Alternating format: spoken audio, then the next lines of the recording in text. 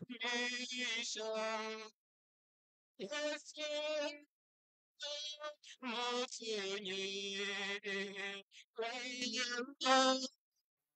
okay.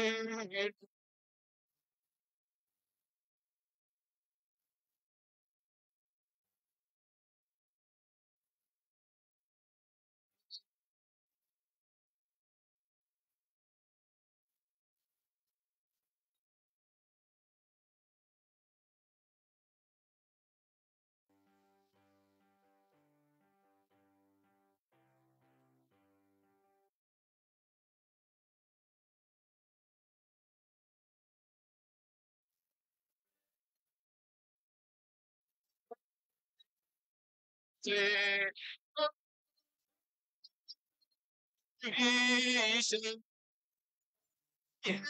Yes, most of it.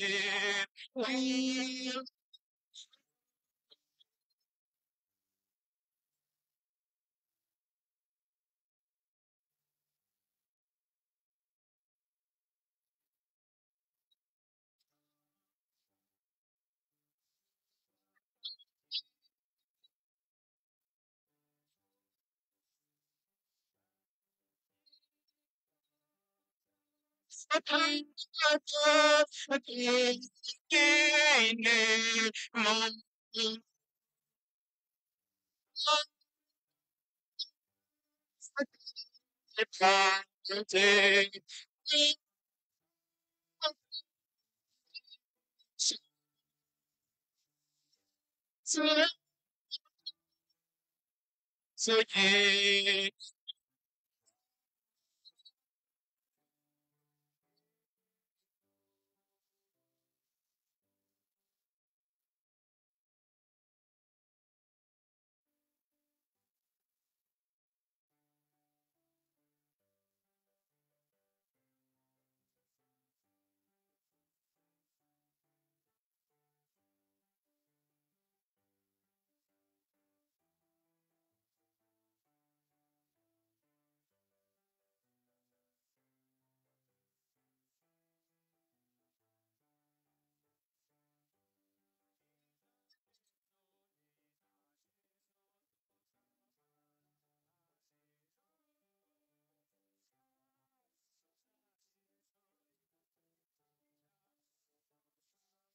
on the go again.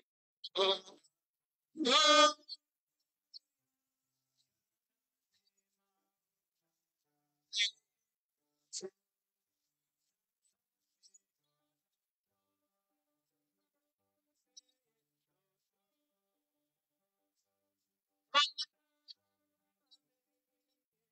sweet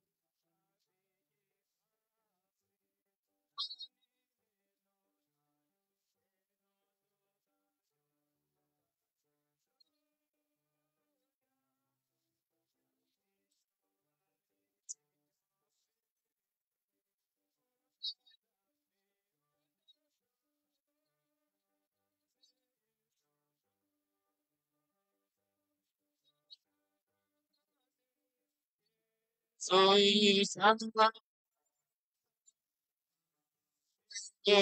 again. Oh, you're not giving up,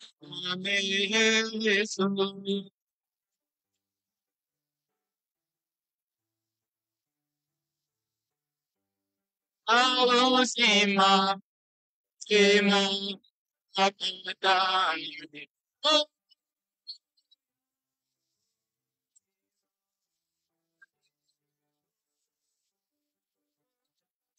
yeah,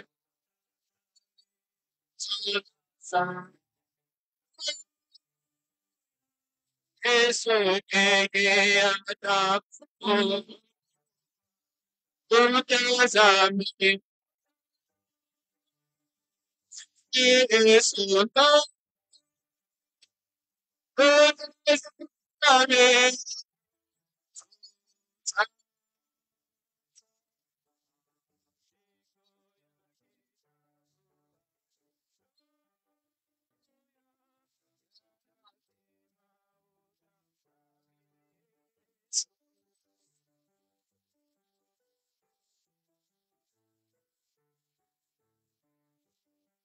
inautazame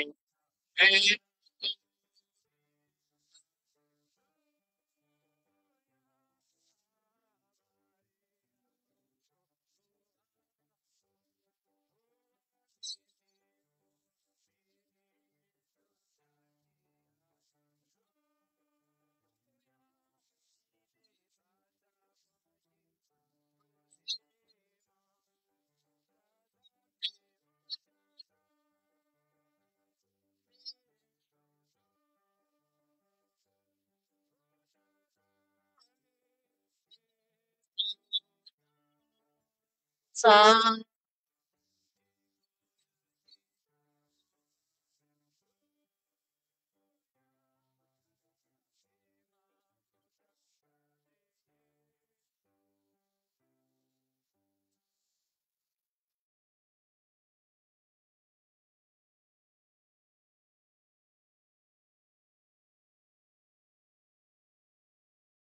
Micro là.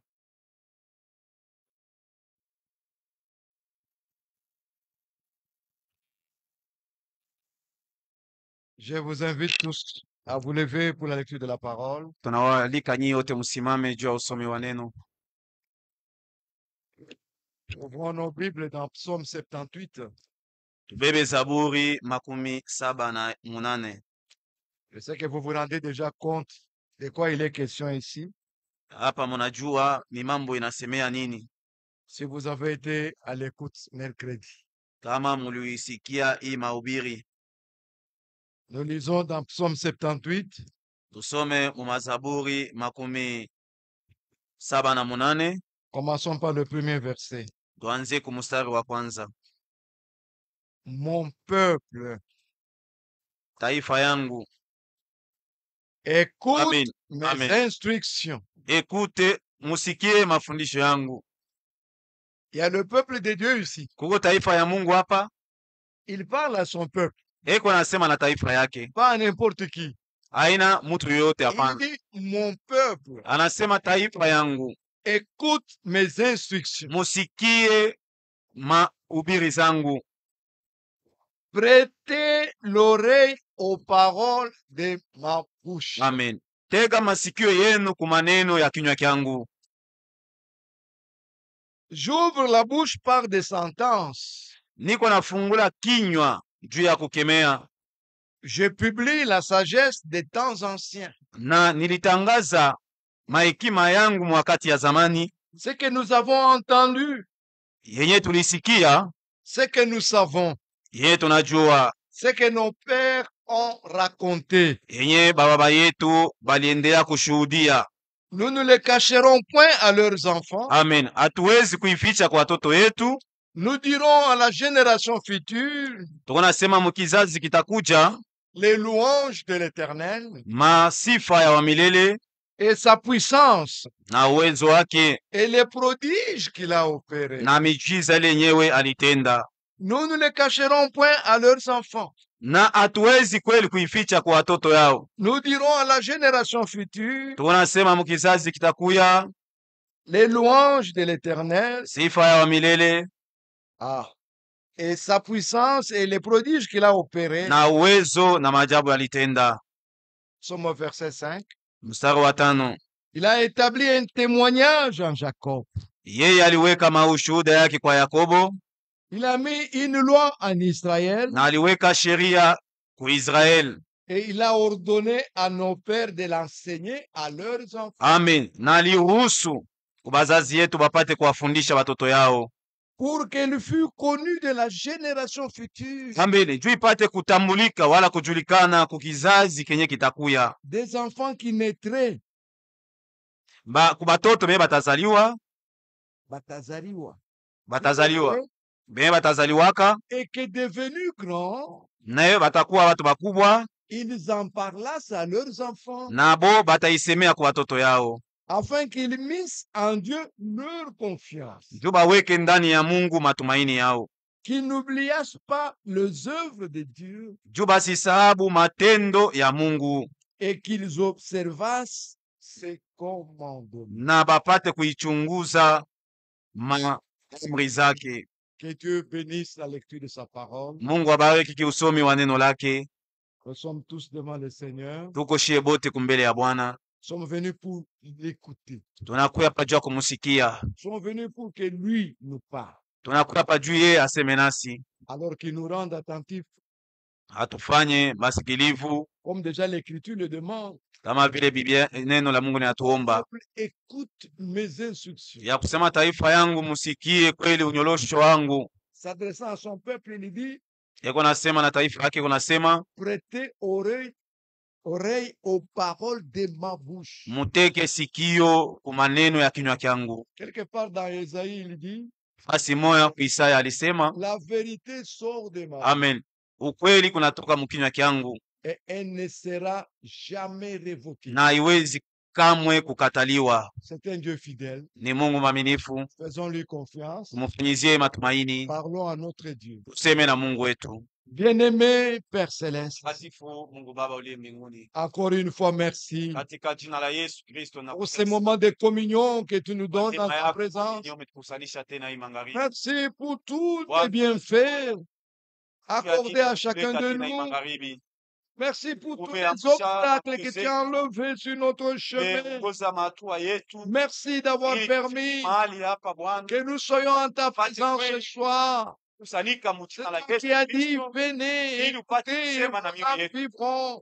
Kweli Bwana, kama vile Seigneur, tu Bwana parles alisema, encore ce soir. tunakuyaka kusikia neno lako, Merci tuchukue pour bameye, tout.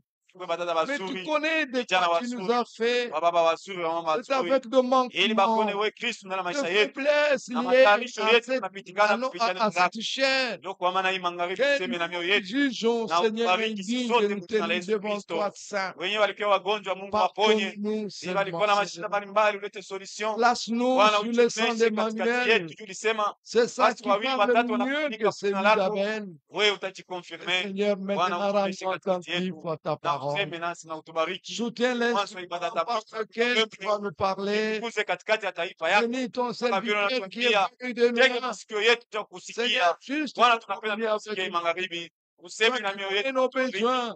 Tayarisha Toi qui nafsi vois yetu notre ikuwe tayari notre wakati condition. tunaonekana kwa mawingu. Bwana, Place sur sa tupate langue kusanyiko des lako paroles sûres. mawinguni katika jina la Yesu Kristo. Oh Dieu de Bwana, angalau grâce, tupangaki njiani il s'agit de kati ton kweli peuple, kuongoza il pamoja s'agit na de ton magharibi plan, kweli. Mungu, il s'agit tupate de kwa ton mapatano programme. pamoja na wewe Sans kupitia toi, nous neno ne lako, pouvons rien. kiwe na Seigneur, tutayarishiwe, conduis tuwe ton tayari ndio kulaki serviteur. mawinguni. Parle Bwana, avec utubariki nous. na utuponye kwa Ouvre madhaifu notre zote za kiroho na za entendement kimwili et katika parle jina à la ton Bwana peuple, na Seigneur. mkombozi wetu Yesu Qu'elle Kristo. soit Tunakushukuru. l'honneur et la gloire. Bénis tous ceux qui sont en ligne, qui nous suivront. C'est là pour ta gloire. Au nom de Jésus. Amen. Amen. Nous saluons notre bien-aimé Josué. Tunasalimia ndugu yetu Josue. On ne faisait que suivre son parcours, Tulianza kufuatilia gisi yako nakuya. mais que Dieu soit loué Mungu apewe sifa, de l'avoir conduit au milieu de nous. juu anamuongoza katikati yetu. Nous le saluons au nom de notre Seigneur Jésus-Christ. Tunamsalimia mujina la Bwana wetu Yesu Et Kristo nous lui souhaitons la bienvenue. na tunamtakia ujio wema.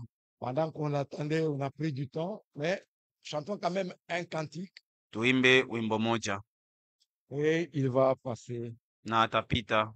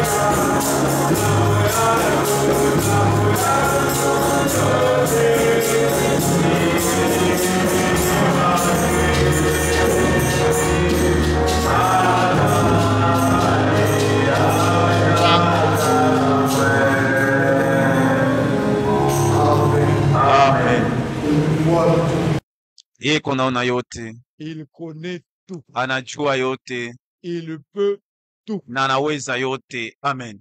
Alors, sans plus tarder, Bila kukawia, j'invite mon frère, naalika ndugu yangu, malgré sa fatigue, hata kama shachoka, point de repos.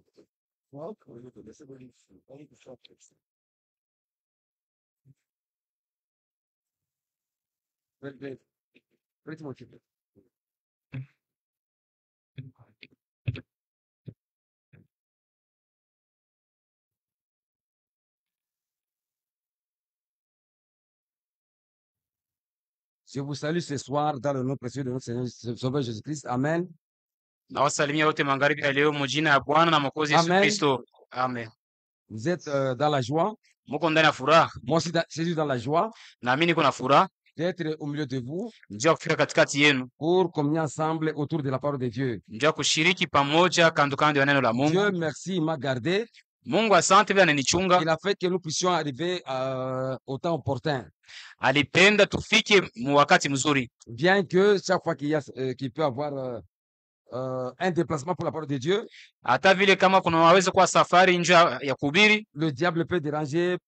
n'importe quel shetani moment. anaweza kuharibisha namna ya kuachana, Mais le grand Dieu conduit ses serviteurs. lakini Mungu mkubwa yuko naongoza batumishi yake. Que Dieu vous bénisse. Mungu awabariki. On est là devant vous. Tuko hapa mbele yenu, Que personne ne soit scandalisé peut-être par la tenue, mutu hata mwashikwale njuu ya mavazi, parce qu'il est dit dans Jérémie 4, njuu imesemewa mu kitabu cha Yeremia sura 4, il faut défraîchir toujours. inapasha tu kujipamba kila wakati. Ce sont des tenues inhabituelles, à la Ni, chair. ni mavazi ile tunazobelea kumimbali, Inhabituelles. ile atuzobelee aina kila Ok. wakati. Pardonnez-moi pour cela. Munisamee njoo Que ile. Dieu vous bénisse abondamment. Mungu imbariki kabisa. On va directement dans l'écriture qu'on nous a lue.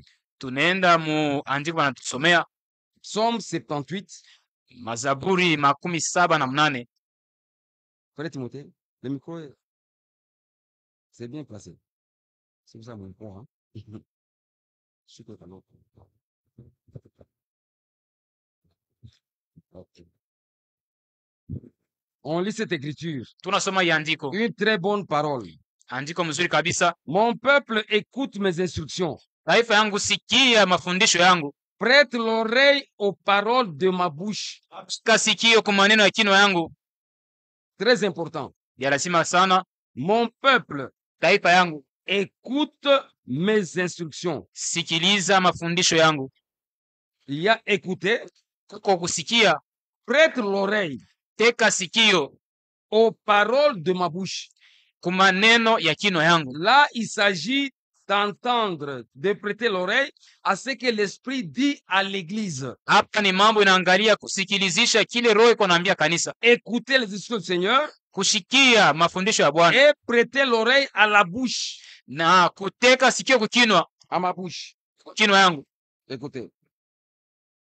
J'ouvre la bouche Niko nafungula kinywa yangu par des sentences. kupitia mahutuba. Ça, c'est Dieu qui parle à son peuple. Hapa ni Mungu anaambia taifa yake, C'est Dieu qui nous parle ce soir. ni Mungu anatuambia magharibi ya leo. Mon frère, ma soeur, Ndugu na dada yangu, Dieu est très miséricordieux. Mungu ni mwenye rehema kabisa, C'est un bon Dieu ni Mungu mwema, qui a toujours parlé à son peuple. anasemaka kila wakati na taifa yake. Mais le grand problème, Lakini mambo kubwa c'est de prêter attention ni kuteka sikio aux instructions du Seigneur, kwa mafundisho ya Bwana, d'ouvrir l'oreille ya kuteka sikio à la parole de Dieu, kwa maneno ya Mungu, à ce que disent les Écritures. kwa kile maandiko kunasema. Un jour, Siku moja quand les apôtres prêchaient, wakati mitume walikuwa il y nahubiri, avait une femme là qui s'appelait Lydie. kulikuwa mke mmoja jina yake Lidi, Ils étaient nombreux. balikuwa bamingi. Maintenant, en écoutant, Sasa mkusikia, la Bible dit, Biblia inasema Dieu ouvrit l'intelligence Mungu akafungula akili à Lydie ya Lidi afin qu'il comprenne ili aelewe ce que Dieu parlait par son esprit. kile Mungu alikuwa anasema kupitia roho yake. Il est le même hier, aujourd'hui, éternellement. Eko sawa sawa jana, leo, hata Il ne milele, change pas. abadiliki. Il y a écouté comme ça, Kuko mambo ya kusikia tu hivi bule, entendre, on vient, on attend. et puis on- unasikia kisha unatoka. Mon attention est que Angalisho yangu ni kusema entendre kusikia et ouvrir l'oreille. na kufungula sikio. Amen. Que Dieu nous ouvre ce soir, chacun de nous, Mungu atufungule kila mtu magharibi leo l'esprit afin que nous puissions comprendre roho, ili tuelewe ce que l'esprit va dire ce soir. kile roho atasema magharibi ya leo. Dieu qui doit parler Mungu ndio anapasha kusema au travers de ma bouche. kupitia kinywa yangu. Je ne suis qu'un instrument que Dieu va utiliser. Niko chombo kile Mungu atatumia. Je ne suis rien après la prédication. Shina kitu kisha ya Ce mahubiri. qui est très important, Kia muhimu c'est d'écouter ce que l'esprit va dire ce soir. ni kusikia kile roho itasema magharibi ya leo. Mon frère, ma soeur, Ndugu na dada yangu, il est écrit, mon peuple écoute mes instructions. imeandikwa, taifa yangu sikia mafundisho yangu. Allons dans Jacques. Twende mu kitabu cha Yakobo. Jacques, Yakobo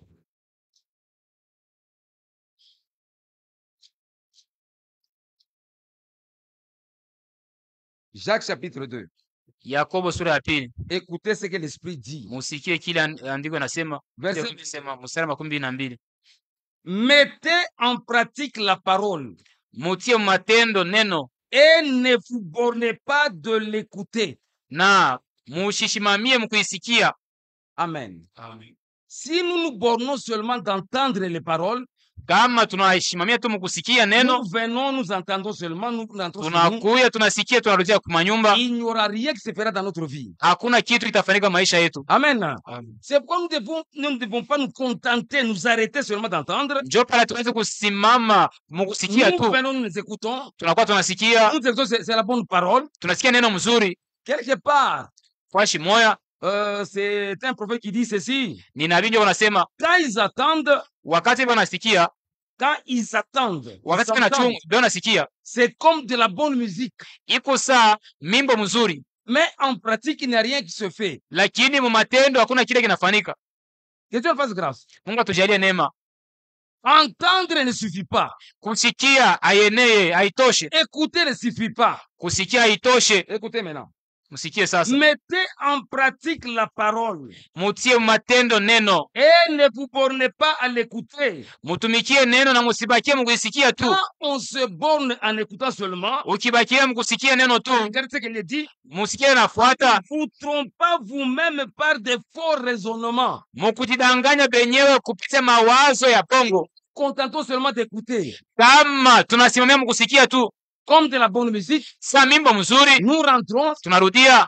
Écoutez, la Bible dit, Musikie Biblia inasema, prenez garde musopoke de ne pas se tromper par ili des faux raisonnements. musijidanganye kupitia mawazo mbaya. Frère, ma soeur, Ndugu na dada yangu, ce soir, magharibi ya leo, notre disposition est très nécessaire hali ya moyo wetu ni ya lazima devant la parole de Dieu. mbele ya neno ya Mungu. Nous venons à la parole de Dieu, Tunakaribia kwa neno ya Mungu, nous venons à l'église, tunakuwa kanisa, non pas par habitude, ana kwa zoezo, non pas pour compléter le pointage, ana njia ya kuangalia sema mimi nilikuya leo. notre présence seulement. Non, Hapana, nous devons entrer ici tunapaswa kuingia hapa avec la disposition que, na nia ya kwamba Seigneur, Bwana, je viens auprès de toi nakaribia kwako et nous attendre, na kujiongojea faire des expériences avec le Seigneur. ya kufanya maonjo na Bwana. Dans cette disposition, Mwile hali le Seigneur Bwana peut faire avec chacun de vous anaweza kutenda na kila ce mmoja qu'il voudra faire. kila ataweza kufanya, Que Dieu, notre attitude change. hali yetu ipate kubadilika. Amen. Chaque jour que nous venons, Kila wakati ile tunakuja, venons avec de bonnes dispositions. tuwe benye kuwa tayari kabisa. J'entre en présence du Seigneur. Ninaingia mwapo wa Bwana. J'attends ce qu'il me dira. Mina chunga kila ataniambia. J'attends qu'il me dira de sa promesse, de sa parole. Na kila kitatokea kuneno lake na malako Afin yake. que Seigneur, Ili Bwana, je puisse expérimenter. ili nipate kuonja. Aujourd'hui, Seigneur, Leo hii Bwana, accorde-moi quand même quelque chose unipatieko que je puisse puiser de la parole kitu kile naweza kushota neno qui peut m'aider kinaweza nisaidia à avancer dans la foi, ya kuendelea à muimani, expérimenter quelque chose. ya kuonja kitu fulani Dans cette situation-là, mwile mahali. le Seigneur fera quelque chose. Bwana atafanya kitu Si fulani. ce n'est pas le cas, Kama vina vile nous nous bornerons en entendre seulement. tutabakia tu mukusikia, Là, directement, la correction est là. pale kunyorosha kunafika. Ça, c'est une tromperie. Hii ni uongo. Amen. Amen. Le Seigneur Bwana a quelque chose à faire avec chacun de nous. eko na kitu kya kutimiza na kila mmoja wetu, Il a à faire des expériences avec nous.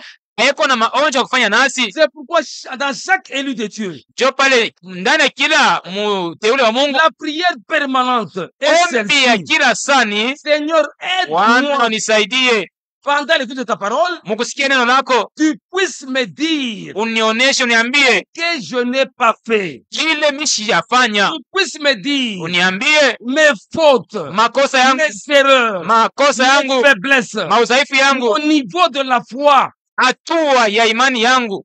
Amen. Amen. Dieu est grand, mon frère. Mungu ni mkubwa, ndugu yangu.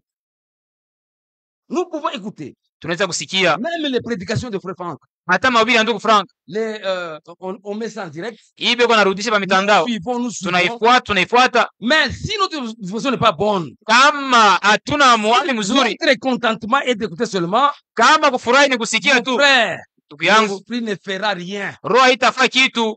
On sera seulement des fanatismes, Tutakuwa tu batu wapendelevu, des gens enthousiasmés. batu wenye kuwa na uvukuvuku. Écoutez maintenant la suite.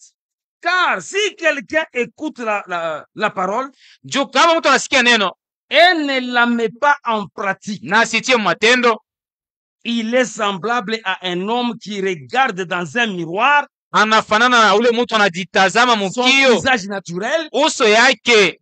de la même manière que nous regardons dans notre visage naturel. Kama tunajiangaliaka mukio, uso yetu vile iko na ule, kisha Après s'être regardé, kujitazama, s'en va anaenda et oublie aussitôt comment il était. na pale pale anasabu vile alikuwa. Amen.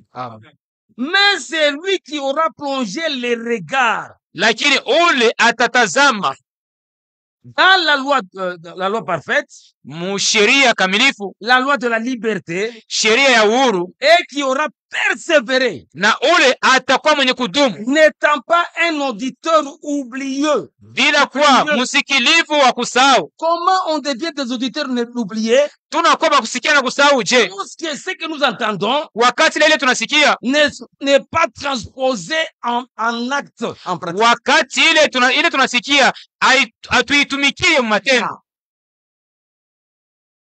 Si ce n'est pas transposé en acte, Kama vile tunasikia hatupitie matendo, nous devenons des orateurs oublieux. tunakuwa pale beko nasikia banasafu, Attendons ça passe. tunashikia binapita Dans notre vie, maisha yetu, hamuna kile aucune kinafanyika. expérience Hakuna onjo hata moja na Mungu, aucune expérience de la nouvelle essence. hakuna onjo hata moja kuzalika mara ya pili, Expérience, quoi ça, du baptême de l'esprit. hakuna onjo hata moja ya ubatizo wa Roho Mtakatifu. Rien ne se passe. Hakuna hata kimoja kinafanyika. Amen. Amen. Là, nous nous contentons seulement. Hapa tunafurahi tu, Là. ale Nous nous contentons seulement. tunafurahi tu, Et nous devenons quoi ça, des auditeurs oublieux. na tunakuwa bakusikia na kusahau. Amen. C'est pourquoi, ce que nous attendons, Je pale hii tunasikia, que Dieu nous fasse grâce. Mungu atujalie neema. Pourquoi notre prière, Ombi yetu kila saa, fais-moi grâce. Bwana nijalie neema, Ce que j'entends ili unasikia puisse être fixé dans ma vie, ipate kupata fwashi mu maisha yangu, transposé en pratique. ipate kwa maisha. C'est ça le but. Ndio kifukuzio. Amen. Comme Paul l'a dit dans Romains. Paulo alisema mu Warumi, Non, Actes des Apôtres chapitre 26. Matendo sura 26. Acte 26. Matendo 26. Voilà, 26. Regarde au verset 17. Angalia kwa mstari ya 17. Je t'ai choisi du milieu de ce peuple Mimi nikuchakula kati ya hapa watu et du milieu des païens na kati ya watu wa mataifa vers qui je t'envoie. kwenye kule mimi nakutuma. Dieu prend Paul, Mungu anambia Paulo, il est choisi au milieu du peuple, anamchakula kati ya au milieu watu des païens, kati ya et mataifa, il envoie sur le même païen. Le même anamtuma tena kwa mataifa kule. Écoutez, Msikie, afin que tu leur ouvres les yeux, ili ubafungue macho, pour qu'ils passent des ténèbres ili batoke kumagiza à la lumière. ende kunuru. Amen. Amen. Ce sont des choses qui doivent se faire dans notre vie. Ni vitu vinafanyika maisha yetu. Dieu n'est pas faible au milieu de nous. Mungu hana mdhaifu katikati Et yetu, sa parole n'est pas faible aussi. na neno lake si Sa dhaifu. parole est puissante. Neno lake ni ya uwezo, Et sa parole nous transforme. na neno lake linatubadilisha. Amen. Amen. Notre prière, Ombi yetu ya kila mwamini, accorde Bwana unipatie ce que je suis, kile niko, tous les erreurs que j'ai ile en moi, makosa yote niko nayo ndani yangu, puissent passer de ténèbres à la itoke lumière. kumagiza iende kunuru. Amen. C'est ça l'objectif de Dieu. Njo kifukuzio ya Mungu. Il viendra enlever l'église Ataka kunyanyua kanisa sans tache ni inataka kikunjo, sans aucune imperfection. ila kikosa hata makosa hata moya. Dehors les chiens, Inje baimbwa, dehors les magiciens, inje wachawi, menteurs en pratique. en inje acte. watu waongo. Amen. Que Dieu nous fasse grâce. Mungu atujalie neema. Les débauchés, Inje dehors les criminels. wale wazinifu na wauaji, Et tout ceci, na yote Dieu doit nous dépouiller de ça. Mungu anapasha kutuvua C'est naye. un Dieu vrai. Ni Mungu wa kweli, Sa parole est puissante. neno lake ni lenye Comme uwezo. on l'a dit. Ile Paulo Quand nous alisema sommes venus chez vous, wakati tulikuwa kwenu, nous n'avons pas apporté des discours persuasifs, hatukumiletee mahubiri ya kuhakikisha nayo de la sagesse humaine. yenye hekima ya kimutu, Non. Mais lakini la puissance du Saint-Esprit uwezo wa Roho Mtakatifu s'est manifestée aussi dans nos vies. ilionekana tena maisha yenu. Amen. Avançons. Tuendelee, Afin que tu leur ouvres les yeux, ili ubafungue macho, qu'ils passent des ténèbres. watoke kumagiza. Nous sommes nés dans des ténèbres. Huko magiza, Amen. Un non-croyant, washo kuamini, le monde entier, dunia mzima vit sous la présence de l'ennemi iko chini ya uvuto ya adui, et dans le ténèbre. iko mumagiza. C'est quand on vient la parole de Dieu, Ni wakati unakaribia kunena ya on Mungu, vient à Dieu, unakaribia kwa Mungu, on a maintenant la lumière. sio unapata nuru. Quand on a la lumière Ukipata à nuru nos pieds, ku mikulu yetu et la parole de Dieu est notre lumière, na neno la Mungu ndio nuru yetu, nous détectons maintenant que ndio tunaona ya kwamba là, ça ne va pas dans ma vie. hapa peneani maisha yangu. Seigneur, ça, ce n'est pas Bwana, hiki kiafanyika. Seigneur, là, je suis encore Bwana, faible. hapa ningali mdhaifu tena. Là, tu as fait. Hapa Là, ulifanya, tu as fait. hapa ulifanya, Pas encore. ili huyafanya. Amen. Tu n'as pas encore fait. Hapa huyatenda. Mon frère, ma soeur, Ndio na dada, là où est le maillon faible, fuashile peko kiungo dhaifu, c'est Isaïe, c'est là où la puissance de l'ennemi agit. pale peko kiungo dhaifu njo penye shetani yako anatumika uwezo yake maisha yako, Dans ma vie, mu maisha yangu. là où tu constates une faiblesse, Fuashile unaona udhaifu, quelque chose qui traîne, kitu kimoja kidhaifu kinakawa sana kia mtu wa zamani, là, njo il fuashile, agit de la puissance de l'ennemi. njo penye peko uwezo wa shetani. Amen. Il t'a délivré des autres choses. Anakufungula mu vitu vingine. Mais quelque part, Kuna kia ifashi moya ça hivi le bien Seigneur.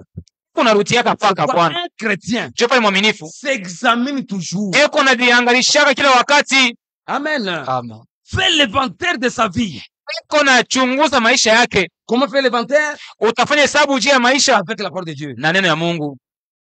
Que Dieu le fasse grâce. Mungu atujalie neema. Je disais ceci. Le maillon faible. Pale pako kiungo Une dhaifu, chaîne, hein, unaona kumnyololo. où c'est faible, c'est corrodé.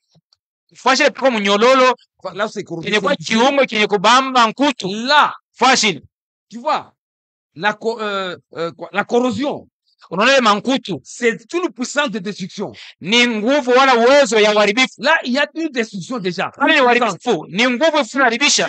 Les autres maillons, ile viungo vingine c'est bien là. iko mzuri Là, la puissance de destruction, pale, nguvu wala uwezo ya uharibifu haiyafika frère, kule. ma soeur, Ndugu na dada, chacun se vérifie dans sa vie. kila mtu aliangalia maisha yake.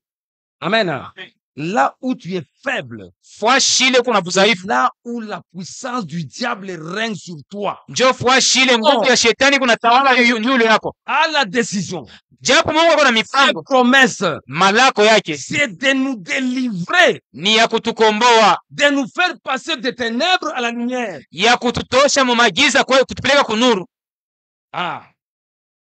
Afin qu'il passe des ténèbres à la lumière, ili bapate kupita kutoka ku magiza et beka de la manuru, puissance de Satan, na batoke kuma uwezo ya shetani, nous faire passer des ténèbres à la lumière, kututosha ku magiza kutupeleka kunuru, et de la puissance de Satan. na kututosha ku uwezo wa shetani. Nous naissons Tunazalika déjà sous l'emprise du diable, mukuzalika, tuko chini ya uvuto ya shetani, sous la puissance du malin. chini ya uvuto ya mjanja. Personne n'est né comme ça sans. Hakuna mtu anazalikaka nje ya ile. Amen. Ma mère m'a conçu dans l'iniquité. Mama yangu alichukua mimba yangu Péché. muzambi. Peut-il venir quelque chose de bon en moi? Ndani yangu mnaweza tolea kitu kizuri? Jamais. Kamwe. Amen. Amen. Amen. Amen. Toutes les maillons faibles. Ile viungo dhaifu yote, C'est 3, c'est 4. hata iko 2 hata 3 4 Là, pale puissance. ndio peko uwezo. C'est un chantier que tu dois travailler sérieusement. Ni majengo ile unapasha kutumika sana. Comment? Je, En collaboration avec le Seigneur. mu mapatano na Bwana, Dans les prières, mu maombi dans l'étude de la parole de Dieu. na mkusikia kwa neno. Écoutez maintenant. Musikie sasa. Et de nous faire passer de la lumière de la ténèbre à la lumière. Na kututosha kumagiza kutupeleka kunuru, Et de la puissance de Satan na kututosha ku uwezo wa shetani, à Dieu. kutufikisha kwa Mungu, De la puissance de Satan. kutoka kuma uwezo ya shetani kwenda kwa Mungu. Mon frère, Ndugu, quand on est sous l'emprise du malin, ukiwa chini ya uvuto wa shetani, Jérémie 50 dit, Yeremia 15 le anasema diable ne lâche jamais ses prisonniers, jamais. shetani achili yake bafungwa baki kamwe. Il faut un ordre venant du Seigneur. Inapasha agizo ya kwa Bwana, Un ordre venant de la parole du Seigneur, pas sa parole. agizo inatokea kwa Bwana kwa neno lake. C'est pas la parole de Dieu. Neno ya Mungu C'est une parole de délivrance. ni neno ya ufungulivu. Amen. Amen. Pas sa parole. Kupitia neno Il lake délivre. eko natufungula C'est du diable. ku vifungo vya Et nous shetani fait passer à Dieu. na anatufikisha kwa Mungu. Quand nous allons à Dieu maintenant, Tukifika kwa Mungu sasa avec tous nos défauts, na makosa yetu yote, lui commence maintenant, nous venons à la lumière. yeye sasa anaanza kututembesha munuru. Quand nous venons à la lumière, Tukifika au nom munuru, de Dieu, là nous découvrons en nous ce qui est sale. njo pale tunafumbula vile viku vichafu ndani yetu. Tiens, Ah. la pie est à l'envers. Ingu amiri ivola mbuba ya Et il y a des tâches là-bas. na buchafu C'est kuko dans la hapa. lumière qu'on découvre les erreurs. Ni munuru njo utaona makosa, Ténèbres, mumagiza tu ne verras rien. hautaona kitu. C'est pourquoi Dieu a décidé Njo pale Mungu alivea mipango de faire passer ya des ténèbres kututosha à la lumière. kumagiza kwenda kunuru. Amen. Amen. Alors, ces tâches-là, Hasa ile makosa tu n'as pas la capacité d'enlever ça. ile mabuchafu hauna na nguvu ya kuitosha. Il nous a lavé Alituosha sang. mudamu yake. Amen. Amen. Par sa parole, Kupitia neno lake depuis aussi. eko natuvua tena, Par sa parole, kupitia neno lake il nous sanctifie. eko natutakasa. Que Dieu nous fasse grâce. Mungu atujalie neema, Capital. ni ya lazima sana. Notre disposition. Hali yetu Chaque jour quand nous venons à l'église, kila wakati ya tunakaribia ne kanisa, nous bornons pas d'écouter seulement. tushishimamie mkusikia. Amen. Un chrétien, Mwaminifu, Dieu nous a appelés avec des expériences. Mungu alituitia kufanya maonjo, Non pas être stérile. hapana kwa bila kutoa matunda. Non. Hapana, Mon frère, ndugu la yangu, venue du Seigneur est proche. turudi kwa Bwana ni karibu. C'est comme cette femme-là Hiyo sawa ule mke qui a perdu un talent. ule alipoteshaka talanta moya, Ah, il avait 12. zilikuwa nayo 12. Il a dit, Alisema avant que mon épouse vienne me prendre, ndani ya Bwana wangu kwako nibeba, il faut que je retrouve le talent. inapasha nipate ile talanta napotea. Il a commencé à balayer Alifakia avec la lampe. alifakia na taa yake C'est uje la parole kuwaka. de Dieu qui nous éclaire. Ni neno la Mungu inatuangazia. Voilà la lampe, hein. Unaona taa Donc, c'est ici tout près. ni hapa karibu. À 0 mètres, tu Kama pale uliko pale, njoo kunaangalia. à balayer. Anaanza kufyakia. En balayant, Mkufyakia, elle l'a retrouvé. alipata ile talanta. Et son épouse Na bwana wake l'a harusi retrouvé avec tous les talents. alimkutaka Ma soeur. ile matalanta yote. Nous aussi, mon frère. Huku na dada na Et shehe. chacun de nous balaye devant sa parcelle. Kila mtu apate kufyakia mbele ya lupango yake. Dans la parcelle d'autrui. Sipana mlupango wa wenyewe. Que chacun s'examine Kila lui-même. mtu aliangalia mwenyewe. L'avenue est proche. Kurudi karibu. Amen. Amen. Écoutez, mon frère, ma soeur. Sikia ndugu na dada. Dieu, Mungu pardon, de l'absence de Satan à Dieu, kutoka ku uwezo wa shetani kwenda kwa Mungu pour qu'il reçoive ili apokee, par la foi, ili bapokee par la foi en moi, Jésus, kwa kupitia imani ni ndani yangu mimi Yesu, le pardon des péchés usamaha wa mazambi et l'héritage avec les sanctifiés. na urithi pamoja na wale wenye kutakaswa. Le péché, le pardon des péchés. Usamaha wa zambi, ndugu, Si Dieu le permet, kama Mungu anaitika, comme on est déjà toujours là, vile tungali kipo, on va parler sur ces choses. tutasemelea hilo vitu. Le pardon des péchés. Usamaha wa mazambi, Comment nous sommes pardonnés? namna ile tunasamewa. Quel péché? Zambi gani? Comment Dieu, par sa parole, Namna gani Mungu kupitia neno fait lake en nous, iko nafanya quand ndani il yetu, veut transformer quelqu'un, wakati anaanza kubadilisha mtu, des preuves qu'il œuvre en toi. hakikisho ya kwamba iko natumika ndani Celui qui yako. a commencé l'œuvre en toi, Ule alianza hii kazi va ndani yako, l'achever. ataimaliza. Il y a des espérances bibliques Kuko maonjo ya kibiblia que chacun de nous doit passer. ile kila mtu Les anapaswa mêmes- kuonja. ça, c'est les mêmes expériences. Ile ni maonjo moya moya. Amen. Amen. Les autres expériences de la vie suivent. Ile maonjo ingine itafuata. J'ai été guéri. Militunzwa Comme j'avais dit une autre fois, vile misemaka ile mara ingine, miligonjwa Mungu ananitunza hapa hapa mwi kanisa hapa kumimbali. ça, c'est mon expérience à moi. Hii ni onjo yangu, Mais ce n'est pas le salut là. hapana, hayakuwa wokovu. Amen. Amen. Si c'est de notre domaine, Hii ni hatua ingine.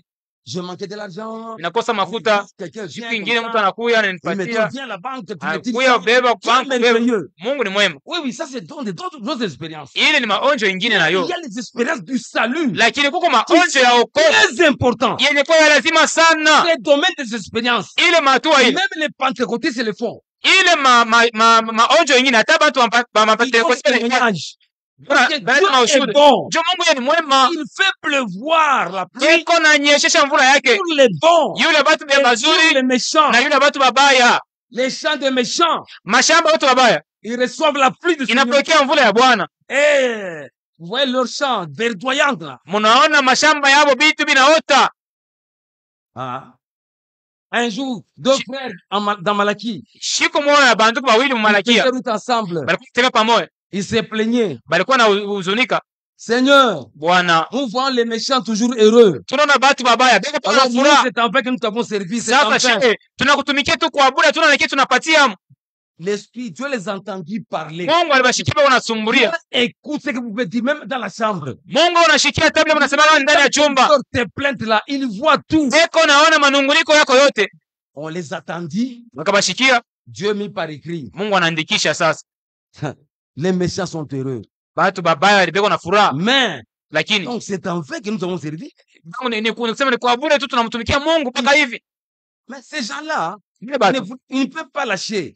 basi kuacha. Ils disent seulement, Beko nasema tu, mais ils persévèrent. lakini beko na dumu. Mon frère, Ndugu yangu, nous sommes appelés à passer par différents malheurs tunaitwa kupitia mateso kwa chana. pour exhorter les disciples. Au nilikuwa naonya Et wanafunzi, en passant par des tribulations, ni kupitia mateso que nous entrerons dans le royaume des cieux. ndio utaingia ufalme wa mbingu. Tu penses que tu vas y entrer sans tribulation? Unadhani utaingia bila kuteswa? Les uns passent par les eaux, Wengine wanapitia mamai, les autres par le feu. wengine kumoto. Ils touchent She bote pour le sang de Jésus-Christ. chini ya damu ya Yesu Kristo. Chacun ses différentes épreuves Kila mtu na majaribu yake, sous le même sang. wote chini ya damu moja. Ne crains pas. Usiogope Les difficultés là, mateso, Dieu les connaît. Mungu anaijua. C'est pour faire ancrer ta foi. Ni njia ya kushikamisha imani yako. Que Dieu puisse ancrer ta foi Namna moja Mungu ushikamisha imani par des tribulations. ni kupitia mateso. Quelle foi qui ne peut pas être éprouvée? Quelle foi? Ni imani ya jeli haiwezi kupata jaribu. Une fois bon marché, une Imani fois à bon marché, uteteme mzuri ça n'existe pas. abinako Amen. Tous les aînés, wale watangulia Tous nos frères et sœurs Bandugu wetu na badada yetu sont passés par des difficultés, walipitia mateso, des dures difficultés. mateso ya nguvu, Plus Dieu t'a choisi, na zaidi Mungu alikuchakula, plus tu en rencontreras davantage. na zaidi tena utaipata ya mingi. Et Paul ajoute, Paulo anaongeza c'est ceux qui souffrent selon la volonté de Dieu, ya bale beko na teso kufuatana na mapenzi ya Mungu qui n'en aient pas honte. bashikwe na haya. C'est vrai, les souffrances nous amènent la honte. Ni kusema mateso naletaka haya. Tu es chrétien. Huku mwaminifu, Somme dit, Zaburi anasema les gens du monde me disent, watu wa dunia beko nanyambia, que fait ton Dieu? Où est ton Mungu wako Dieu? iko wapi? Unafanya nini? Quand il te voit dans le malheur, Wale wanakuona mateso tout ne marche pas. vyote vieneane. Que fait Mungu wako anafanya nini? tu voyant comme ça, tu compares, tu dis, non, non. Kuangalia hivi unaangalishisha, unasema Je n'ai pas Dieu. mimi tu Dieu m'a oublié. mishina na Mungu, Mungu ananyacha. Une mère oublie-t-il ses enfants? Mama mzazi anaweza kusahau watoto yake? À plus forte raison, notre Seigneur. Mara ngapi Bwana Il wetu peut t'oublier. anaweza Il a kukusahau? dit, Alisema j'étais déjà gravé dans mes mains mimi nisha kuchonga mikono yangu, et je ne t'oublierai jamais. sitakusahau kamwe. Amen. Amen. Qu'il n'en ait pas honte. Nashishikie haya Frère, c'est vrai, c'est un sujet de honte. Les épreuves. banduku, majaribu naletaka haya Une honte. ni haya. Amen. C'est pourquoi on a dit, Ile qu'il n'ait walisema pas honte. bashishikie haya. Soir aussi, Magharibi ya leo cette parole qui n'est pas honte hii neno ya kusema bashikwe na haya te fortifie. ikupatie nguvu. Toi qui passes par des souffrances, Wale unapitia n'aie mateso, pas honte. hapana kusikia haya. Dieu voit tout. Mungu anaona yote, Il a l'issue. eko na mwisho. Que Dieu bénisse. Mungu awabariki, Écoutez, musikie verset 20. mstari wa 12. De Damas, Kwa wale wenye kuwa Damaseki puis à Jérusalem, na kwa Yerusalemu, dans toute la Judée, Muyudea mzima et chez les païens, na kwa mataifa, j'ai prêché la repentance nilihubiri toba et la conversion, na kugeuka, la confession à Dieu, kugeuka kwenda kwa Mungu avec la pratique d'œuvres dignes de la repentance. na matendo ya kazi inastahili toba. Amen. Amen. À qui l'a prêché? Alihubiri kwa Il banani? a prêché aussi Alihubiri tena la pratique d'œuvres dignes de la repentance. kutumikia matendo yanastahili toba.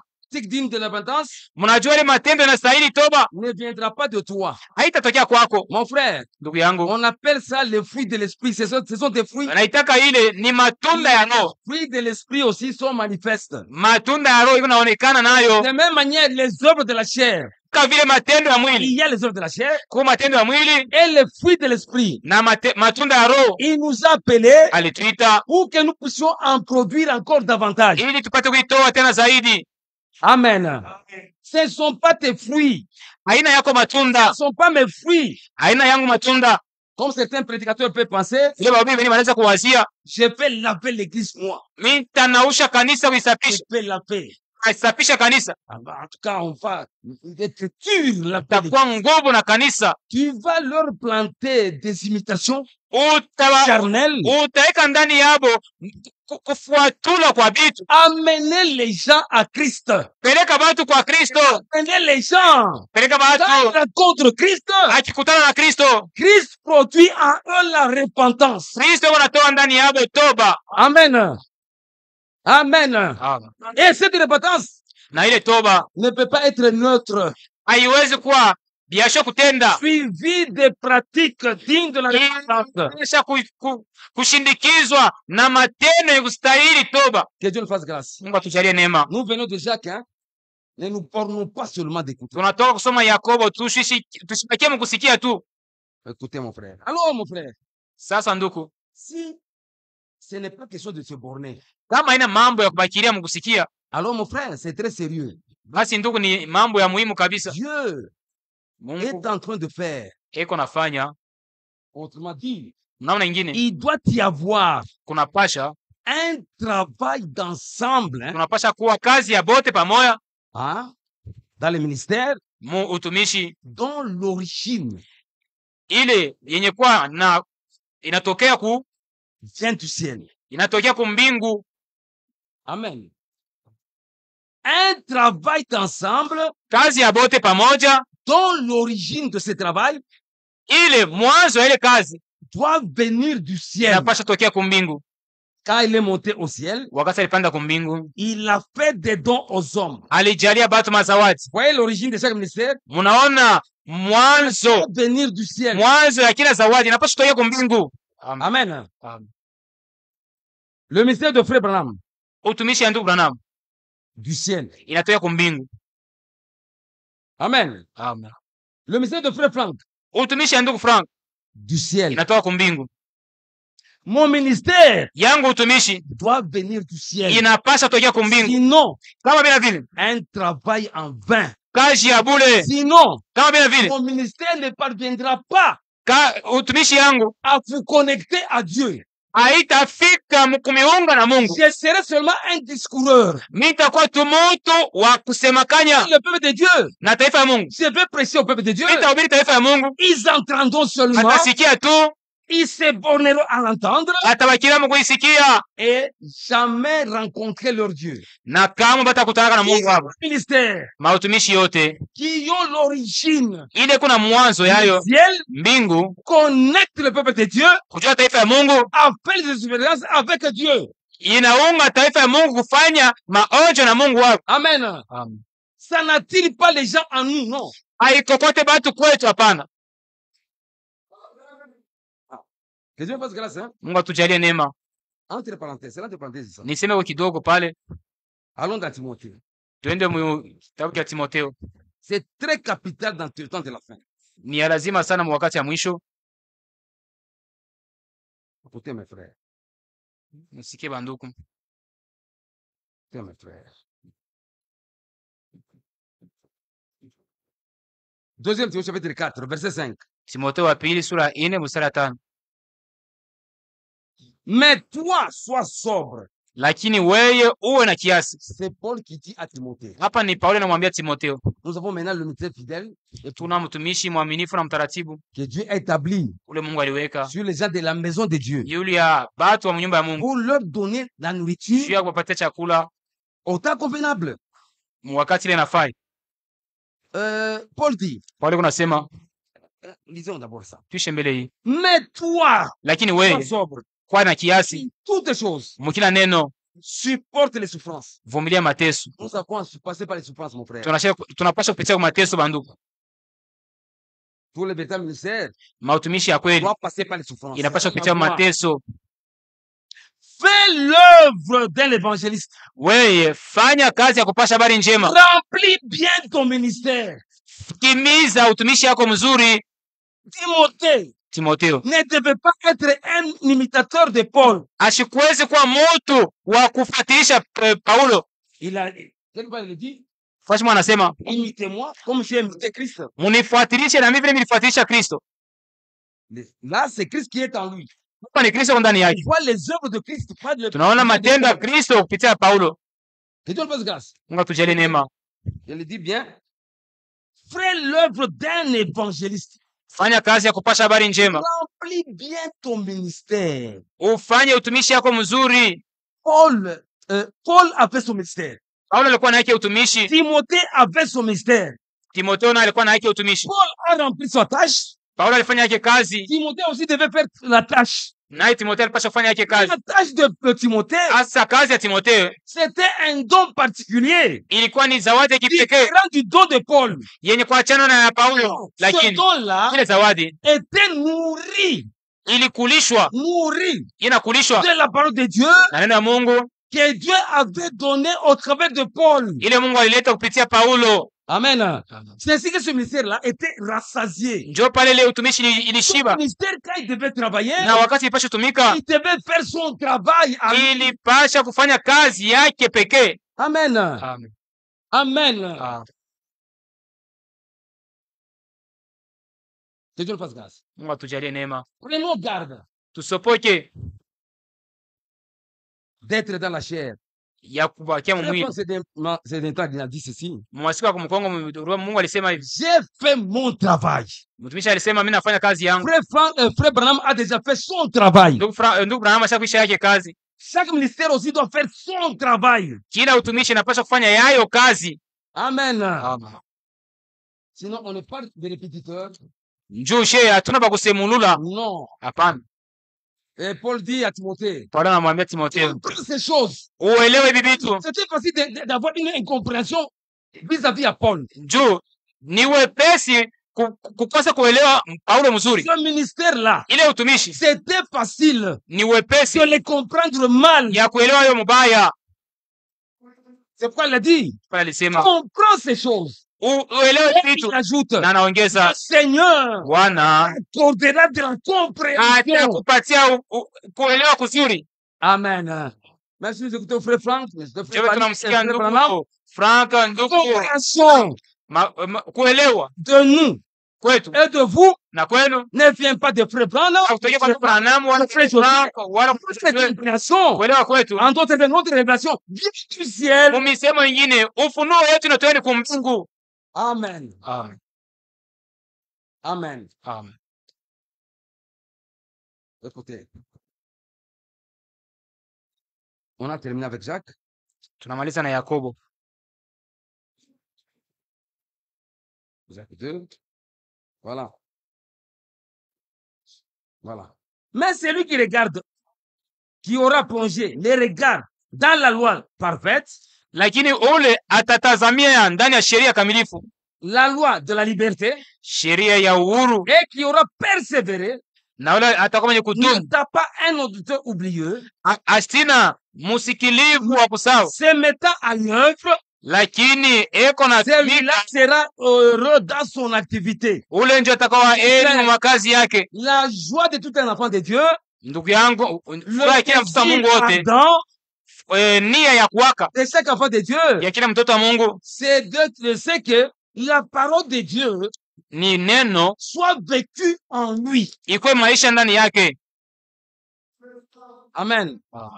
Je pense que ça, c'est l'espoir de tout chacun de nous. Nadhani ile njo matumaini ya kila mmoja, C'est de vivre la sainteté. eko natafuta namna kuishi utakaso, S'il trébuche, hata na kwala, le désir ardent, lakini c'est d'être nia ya parfait.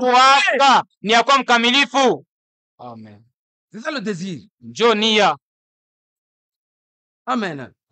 Et ce désir-là, Na ile c'est Dieu nia qui l'a mis en nous. Mungu ndio aliweka ndani yetu, Ça ne vient pas de nous-mêmes. haitokee kwetu C'est lui wenyewe. qui crée le désir. Yeye ndio anaumba Comme nia, il crée le désir en Vile toi et en naumba moi, nia ndani yako na ndani yangu, il y créa aussi le faire. ataumba Que tena nous kutenda appliquer. juu ya kutimiza, Ça soit dans nos vies. ikuwe maisha yetu. Cette vie que nous voulons, Hii neno soit tunataka fixée, ipate kushikwa, vécue dans nos vies. kuisha maisha yetu pale, Notre joie devient parfaite. njo furaha yetu inakamilika.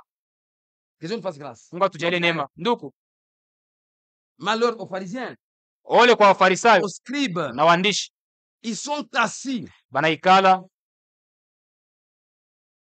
dans la loi de Moïse. ndani ya sheria ya Musa. Le prophète a dit. Moïse a dit. Balikuwa ba kwanza kusema, Musa alisema, Moïse a dit. Musa anasema, Moïse a dit. Musa anasema.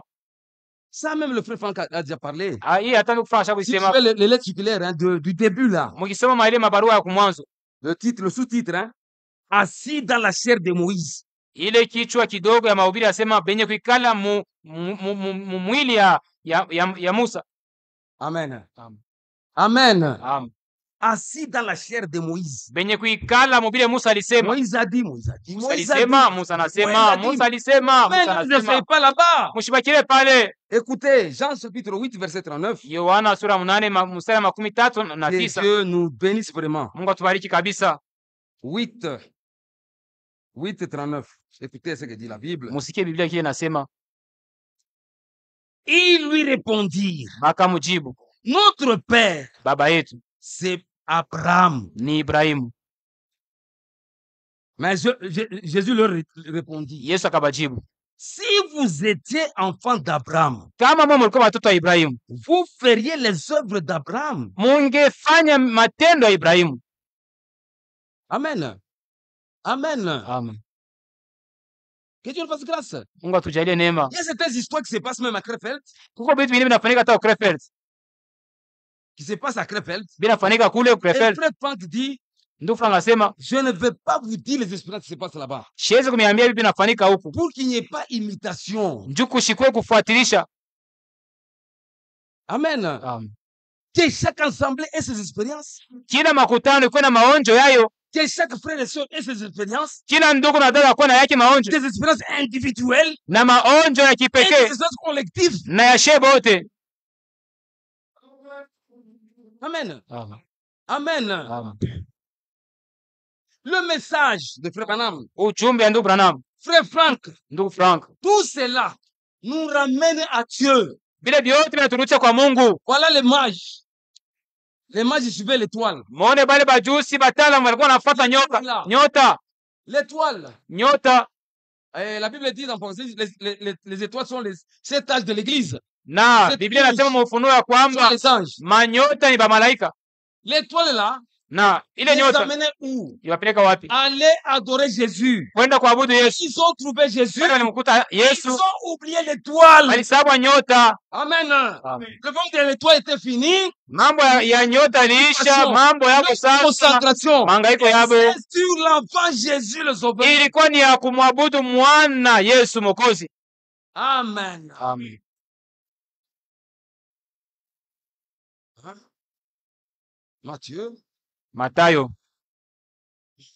Matthieu chapitre 23. Matayo 23. Ayons le désir. Tuwe na nia.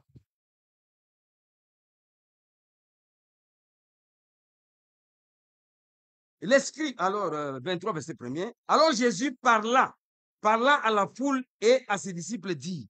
Basi pale Yesu akaambia ale kundi likuwa pale na banafunzi mkusema Les hivi, scribes maandishi et les pharisiens na bafarisayo sont assis dans la chair de Moïse. banacha kuikala mu misemo ya Musa.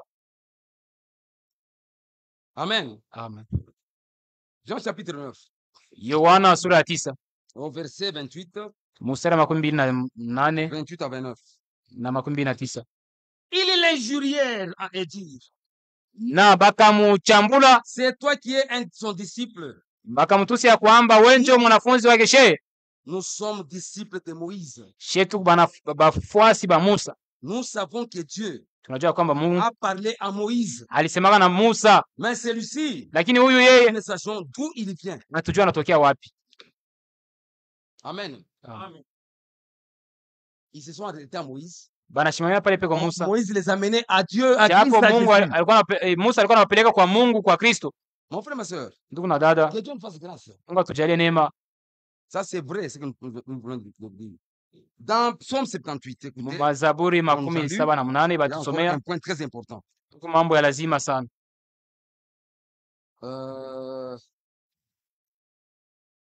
Verset 5. Mstari ya Il a Tano. établi un témoignage à Jacob. aliweka ushuhuda njoo ya Yakobo, Il a mis une loi en Israël. aliweka sheria muisraeli, Et il a ordonné à nos pères de l'enseigner à leurs enfants na aliagizia baba yetu baifundishe watoto yabo pour qu'elle soit connue de la génération future. ili kile kizazi kitafuata kijue. Que Dieu nous fasse grâce. Mungu atujalie neema, Il n'y a pas de mauvaise compréhension. kusikuwe kuelewa kubaya. Nous savons que, Tunajua ya kwamba, et moi j'ai l'expérience dans ça. naamini kuna onjo ya hili. Les prédications de 83, Ile mahubiri ya mwaka 83 de 78, mwa 78 ce sont les prédications ni mahubiri ile qui a forgé mon ministère. ile ilishikamisha utumishi Quand wangu. on les donnait, on les apportait, parce que nous avons le privilège, la grâce de recevoir sur les bandes magnétiques.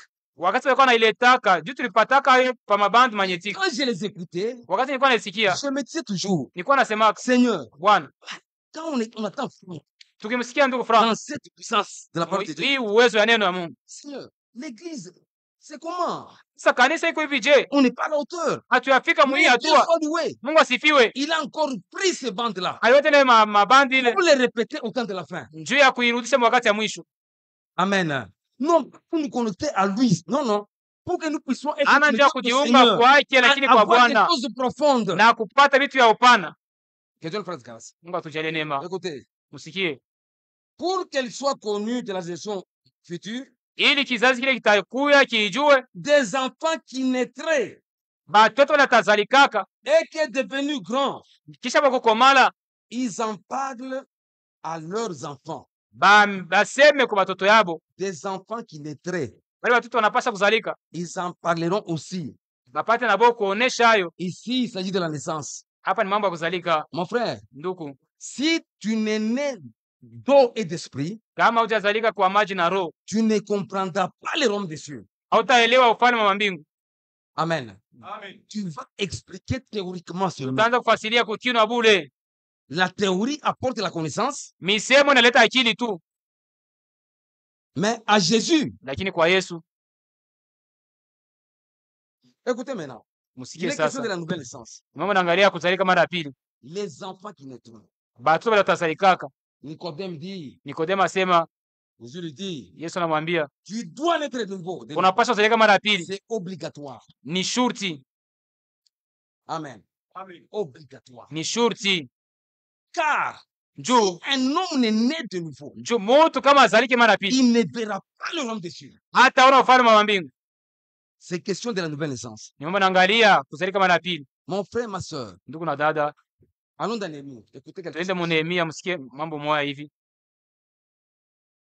On est avec vous encore quelques jours. Tuko na mwema siku kiloko, Selon ce que Dieu conduira. tutaona vile Mungu ataongoza, Mais que Dieu nous fasse grâce. lakini Mungu atujalie neema. Néhémie 7, Nehemia sura ya 16 verset 5. mstari wa 5. Mon Dieu me mit au cœur d'assembler les grands, Mungu wangu akatia kumoyo wangu ili nikusanishe wakubwa, les magistrats, watetezi, les peuples, watu, pour en faire le dénombrement. ili tubahesabie kubabalula. J'ai trouvé un registre généalogique Nikakuta kartasi ya uzao de ceux qui étaient montés les premiers. ya bale balitokaka ba kwanza, Et j'y vis écrit ce qui suit. na nikaona benye kuandika mo hii inafuata. Voici ceux de la province Na tazama benye kwa qui kujimbo, revinrent de l'exil, qui étaient à Babylone. kujimbo ya bale balikuwa natoka kule Ils balikimbilia, commençaient à rentrer. bakaanza kurudia. Parce que l'ordre était donné de rentrer. Njoo agizo ilikuwa yenye kuleta barudie. Ceux que Nebuchadnezzar, roi de Babylone, avait amenés captifs Bale mfalme Nebukadneza alifungaka et qui retournèrent à Jérusalem na barirudiaka ku Yerusalemu et en Juda, na mu Yudea, chacun dans sa ville natale. kila muntu kwabo kwa kizalikio, Amen. Chacun dans sa ville natale. kila muntu kwabo kule balimzaliaka. Chacun devait rentrer dans la ville natale. Kila Où mtu il alipasha était kurudia né. kule balimzalia. Parce qu'il était déjà né enfant d'Israël. Njoo alipasha kuzalika mtoto wa Israeli. Amen. Amen. Que Dieu nous fasse grâce. Mungu atujalie neema. Regardez au verset 6. Mstari ya 61. 61. Voici ceux qui partirent de Téléméla, Na tazama bale balitokea kutelemeka Télélach, na kutelasha Arsha, na kutel asha de Curib Adon na kukerubi Adon et d'Imer, na kuimer, et qui ne purent pas faire connaître leur maison paternelle. na bale balikosa kujulisha kwabo kwa kizalikio, Ils sont rentrés. balirudia. C'était une grâce de rentrer directement dans leur vie natale sans problème. Wengine banapata bahati ya kurudia mumafashi balizalikiaka, Ils ont perdu leur original. wengine banasabwa kwabo, Ils ne savent plus leur ville. abajua kwabo ni wapi tena, majamaa yabo ni Ils wapi, ne savent plus. abakumbuke tena. Écoutez ce qu'on a fait. Musikie balifanya Voilà. Et qui ne purent pas faire connaître leur maison partenaire, na race. balisabwa kuonesha, abakuweze kuonesha kwabo ni wapi na kizazi yabo ni wapi, Pour prouver qu'il était israélite. juu ya kuhakikisha ya kwamba walikuwa watu wa Israeli. Dans la liste, Baleta karatasi, les fils de Deledja, kulikuwa batoto ba Benaja, de Tobija, batobija, les fils de Nekoda, batoto ba Nekoda, 642, balikuwa 642 verset 63. makumi sita na moja. Parmi les sacrificateurs aussi. Na kati ya bakuhani nako Ce tena n'était pas seulement les fils, les Ana- sacrificateurs aussi. ana paka batoto na Ils ont bakuhani perdu leur origine. banasabwa kwabo, Écoutez, les sacrificateurs aussi. bakuhani nabo Parmi les sacrificateurs, il y avait les fils de Obadja. baleta batoto ya Obaja Ils avaient perdu. bali saba leur walipotesha origine, balipotesha leur kwa maison, manyumba yao, leur ville, mamiji yao leur race. na kizazi yao. Mais nous, Lakini she Dieu nous aide à retrouver ce que nous sommes. Mungu atusaidie, Dieu nous Hata aide, kile il est en tuko. train de nous aider eko natusaidia à retrouver notre origine. ya kupata kizazi ketu. 1 Pierre chapitre 2 verset 9 à 10. Petro wa kwanza Qui sura ya sommes pili nous? tuko banani? Chapitre 9, chapitre 2 plutôt, Sura ya verset 9 à pili 10. mstari ya 9 na 10. 9 à 10. Vous, Mwe les autres ne savaient pas leur origine. bengine bakujue kwabo, Mais vous ici, lakini mwe hapa vous êtes une race muko kizazi élue. chenye kuteuliwa. Amen. Amen. Amen. Eux n'avaient pas trouvé leur race. Bora bakujue tena kwabo ni wapi. Mais aujourd'hui, ce soir, Lakini magharibi ya leo Dieu nous dit de quelle race nous sommes. Mungu anatuambia tuko wa kizazi gani? Vous êtes une race, Muko kizazi chenye kuchakuliwa, un sacerdoce royal, muko kikuani cha kifalme, nation sainte, muko taifa takatifu, un peuple acquis déjà, muko taifa ile alijipatia mwenyewe. un peuple acquis. Taifa ile alijipatia L'ennemi n'a plus rien à faire avec vous. ni usema adui hana cha kufanya na mwewe tena, Il vous a déjà acquis. anaisha Vous lui kutupata, appartenez. mnakuwa bake, Pour qu'il puisse compléter son œuvre en vous. njoo amalize kazi yake ndani yenu. Il est mort, Alikufa, ressuscité, alifufuka, il est monté au ciel, alipanda kumbingu, mais il a donné la promesse à l'église. alileta malako kwa Il doit kanisa, venir à l'église anapasha kwa pour kanisa faire les œuvres qu'il faisait. njoo kutimiza matendo alikuwa anafanyaka, Pour être vivant au milieu de son peuple. njoo kwa mzima kati ya taifa yake. En toi, ma soeur, Ndani yako dada, mon frère, ndani yako nduku, nous les hommes de Dieu, ndani ya she watumishi, qu'il soit vivant akwe mzima pour continuer son œuvre. njoo kuendelesha kazi yake pa dunia. Écoutez, un peuple acquis, Taifa ile alijipatia mwenyewe que vous annonciez les vertus de ili mutangaze mawezo yale limita. Ephésiens 2, Waefeso sura pili, votre maison, chapitre 19, nyumba yenu. 2 verset 19. Waefeso sura pili mstari wa 19. On va arrêter là-bas, verset 19. Tutashimamia pale mstari wa 19. Ainsi donc, Hivi basi vous n'êtes plus des étrangers, hamuna tena bageni ni les gens du dehors, au batu wa nje, mais vous, lakini mweye vous êtes concitoyens de saints, muko ba takatifu, gens de la maison de Dieu. batu mu nyumba ya Mungu. Mon frère, si tu as encore des doutes sur ça, Kama ungali na shaka yule hii, à quoi servent nos prières, mon frère? maombi yetu inasaidia kunini?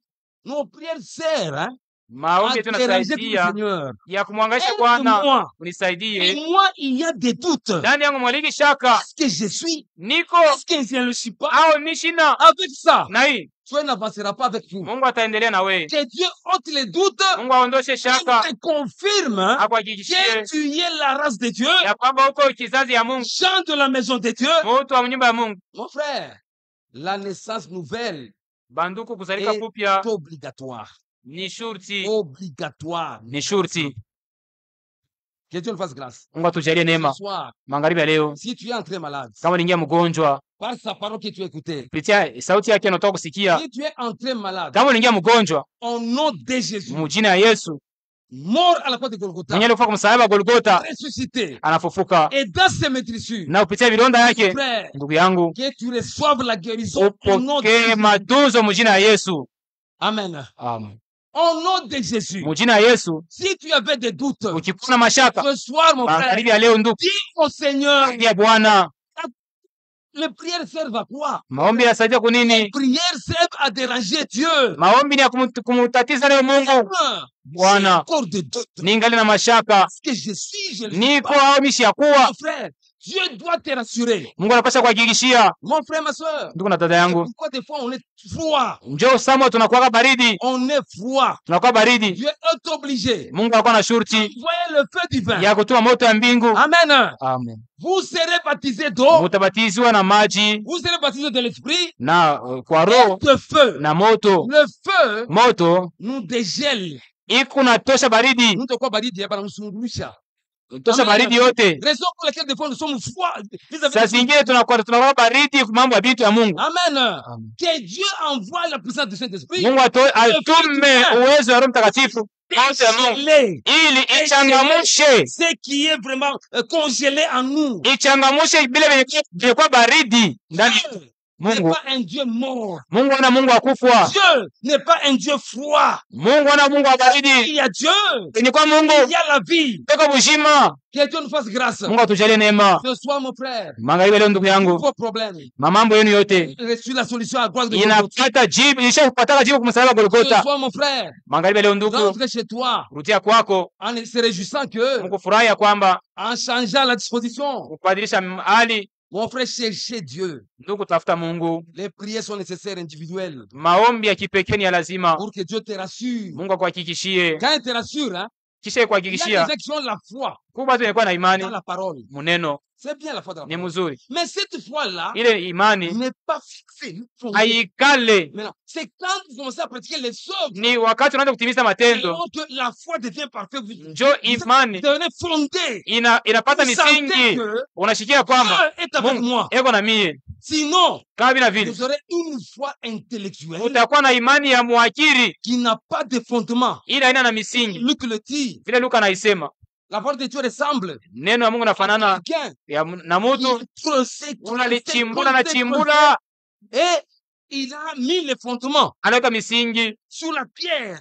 yule mwamba pale, Quand il a construit, kisha kujenga, quand le torrent est venu, hata mai le inateremka, était solide. ile nyumba ilikuwa Sinon, mon frère, wima. Kama vile les vile épreuves viendront. majaribu itakuya, On verra toujours des épreuves Mungu ataituma majaribu pour tester notre foi. juu ya kupima imani yenu. Si tu n'es pas fondé, mon frère, Kama hauna mwenye kusimama imara, autant utakuwa mwaminifu, una wayawaya tu vas des doctrines. kuma mpepo yote ya Non, mafundisho. Dieu a donné le ministère de ces Mungu ashakuleta mautumishi, opérant dans l'amour, iko natumika mu mapendo, afin que nous ne soyons pas des enfants, non, ili tusiwe watoto, afin que nous soyons des adultes ili tukomale capables de discerner le lenye bien et kuwa le na mal. uwezo ya kutambua kizuri na Dieu kibaya. vous bénisse. Mungu awabariki.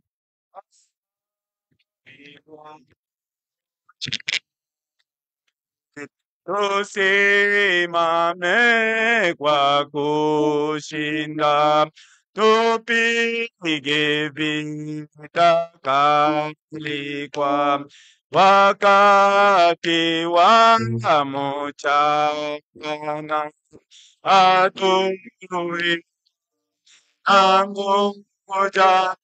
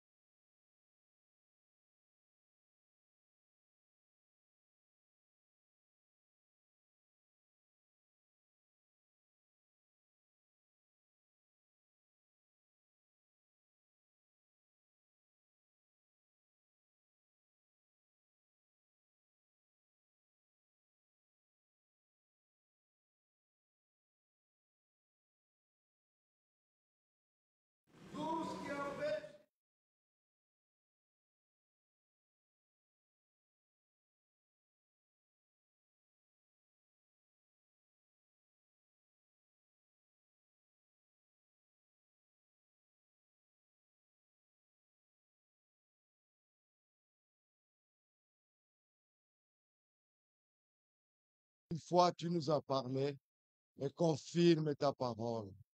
Reçois l'honneur et la gloire. Bénis ton serviteur qui a parlé. Amen. Bénis ton peuple qui a écouté. Sois loué et exalté pour ta présence dans le nom de Jésus. Peut-être que parmi nous, il y en a qui ont des requêtes dans leur cœur. Mais le même Dieu qui nous a parlé dit, ne craignez rien. Sema usiogope Venez kitu. à moi, vous tous Kujeni qui êtes kwangu. chargés, fatigués. Venye kuwa na mizigo mzito, Moi, je vous donnerai les mimi repos. nitawapatia Il pumziko. est le Dieu de sa parole. Eko Mungu wa neno lake. Si vous avez un problème, Kama mko na mambo une requête dans votre cœur, hitaji ndani ya moyo wako, levez seulement la main wewe pandisha tu mkono pendant que nous allons prier. Pour wakati vous. tutaombea juu ya hii maneno yote. Toutes les mains sont levées. Mikono yote inanyanyuliwa. Nous sommes un peuple continuellement dans le besoin. Tuko taifa yenye iko mu mahitaji. Croyons que notre secours est là. Tunayasema msaada wetu uko pale. C'est le Seigneur qui peut tout. Ni Bwana mwenye anaweza À yote. cause de vous, il a Waji- donné Jésus. Kwa ajili ya yenu alimpatia alileta Il dit, Kristo. si lui qui lui a donné son Fils unique, Kama yeye alileta mwana wake wa pekee, comment ne nous donnera-t-il pas toutes choses? namna gani hawezi kutupatia vitu vyote pamoja naye? Il le peut.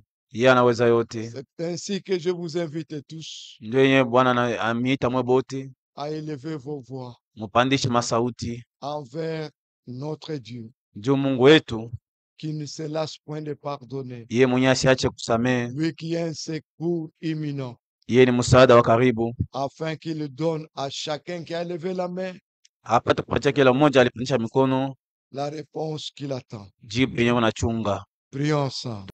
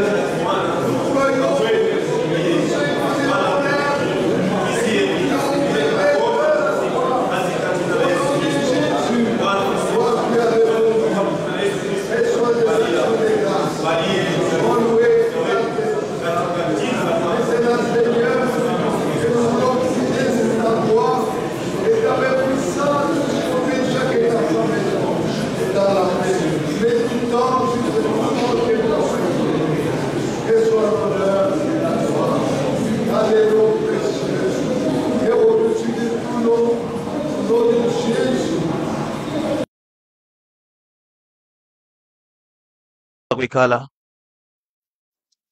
Que le nom de notre Dieu soit loué, Jina ya Mungu wetu isifiwe. qu'il bénisse son serviteur, Abariki mtumishi wake qu'il vous bénisse tous d'être venus nombreux. na abariki nyinyi wote kwa kuja wengi. Beaucoup de salutations Kunakuwa na masalamu ya de mingi nos bien-aimés qui étaient en ligne. ya bapenda wetu walikuwa mu mitandao. Frère Walter Mbanza, Ndugu Walter Banza, Sharon Mwadi, Sharon Mwadi notre sœur qui est en Zambie, eko ku Zambi, frère Adjoua ndugu ajua Mungu I believe, et frère Jean Madima, na ndugu Jean Madimba, tous vous saluent au nom du Seigneur Jésus. bote wanatusalimia mu jina la Bwana. Ce soir, fin Poi Hii magharibi ndugu Mpoi est arrivé à Mukambo à 15 heures. Frère Poi est arrivé à Mukambo à 15 heures. ndugu Mpoi alifika Mukambo na 15h, Il continue son voyage. aliko naenda na safari. Il vous a salué aussi au nom du Seigneur Jésus. Alitusalimia mu jina la Bwana. Il y a notre frère Médard Mende qui était au milieu de nous. Médard Mende. Ndugu yetu Medar Mende alikuwa katikati yetu. Notre frère Médard Mende Ndugu yetu Medar Mende il est aussi descendu avec le train qui est parti ce matin. na yeye alienda na mashua yenye ilienda asubuhi, Lui aussi vous salue tous au nom du Seigneur Jésus. na yeye anatusalimia mujina la Bwana Yesu. Il y a aussi fait Pati Kanyinda. Na ndugu Patika Nyinda Il y a appelé et qui vous salue tous au nom du Seigneur. aliita na natulamukia shibote mujina la Bwana. Allons tous dans la paix. Twende shibote musalama. Si telle est la volonté du Seigneur, Kama ni mapenzi ya Bwana, nous allons encore nous retrouver dimanche pour écouter les mêmes choses. tutakutana tena siku ya yenga juu ya kusikia maneno moya moya. Que Dieu vous bénisse tous. Mungu awabariki wote. Nous avons une nouvelle triste que j'avais oublié d'annoncer. Tuko na habari mubaya yenye itafuta C'est kusahabu. notre frère Jean-Luc Ni ndugu yetu Jean-Luc qui nous annonce qu'il a perdu sa tante maternelle anapoteza shangazi yake aujourd'hui, le 19 avril. leo hii 19 April. Elle est morte aux cliniques universitaires, Alikufia ku kliniki universitaire mais son corps est gardé à la morgue de la SNCC. na mwili inachungwa ku morgue ya SNCC, Le deuil se tient au Bel-Air, na kilio kiko Mbele sur l'avenue Susanella. mwaveni Suzalinela, La référence est l'église source de vie.